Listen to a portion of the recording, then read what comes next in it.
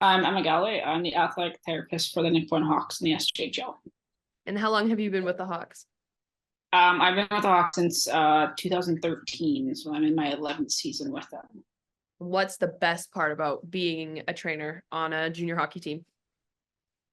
I think just the team, it's lots of fun. I mean, there's hard times, there's ups and downs, but there's definitely lots of fun day to day, and just you interact with different people, different kids, and get to see those kids have their accomplishments and move on and achieve their goals. So um, just the team environment, I would say, is probably the best part of it. And what's it like being a female in that position? It definitely has its challenges, I would say. Like, I don't go into our locker room and there's those kind of um, boundaries and limitations that I put up, but most of the kids are respectful, and if they're not, I kind of tune them in. And there's definitely some boundaries and stuff that I've had to overcome, but for the most part, I've kind of earned my respect that I have now throughout the league and just within our own organization. What's it like when you have to travel those long hours and you have to spend time on the bus and everything like that? Do you just put your headphones in and kind of just roll with it, or do you play cards and that kind of thing?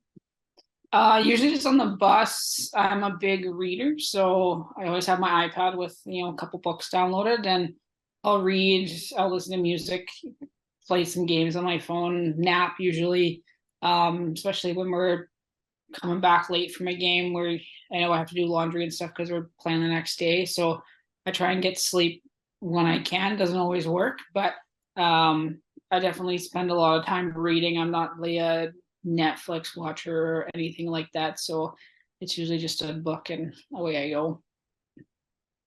Yeah, that sounds like fun. So what's it like for you, seeing like the PWHL kind of coming up and seeing more women coming into the league? You've been in this position for a while. Is it something fun for you? Do you like it when other women come into positions, that kind of thing? Do you encourage women to go into these positions? Yeah, 100%. I think obviously the PWHL is a big step.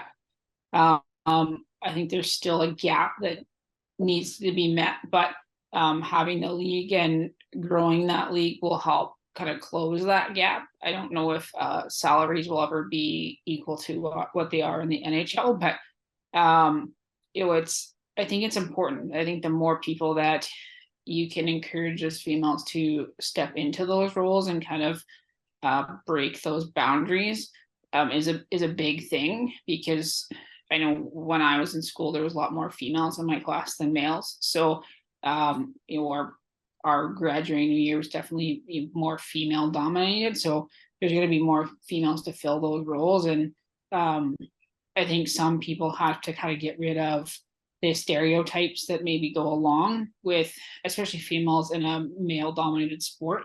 Um, but for the most part, those barriers are kind of breaking down. But some people definitely have the old school train of thought.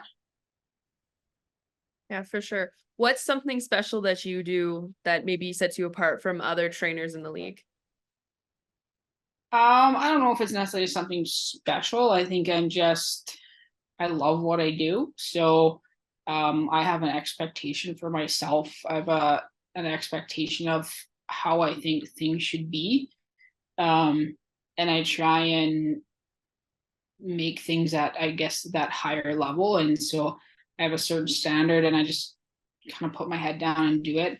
Um, I have a tendency to be a bit of a control freak, so I like to be in control of things, and so I have things set out a certain way, and try and do things, and I try and take a lot of um, I guess outside pressures off of players and worry by just doing little things that sometimes I don't notice get done, but it's those little things that don't get done that sometimes can become bigger things. So I try and take those stressors away so that they can perform the best that they can.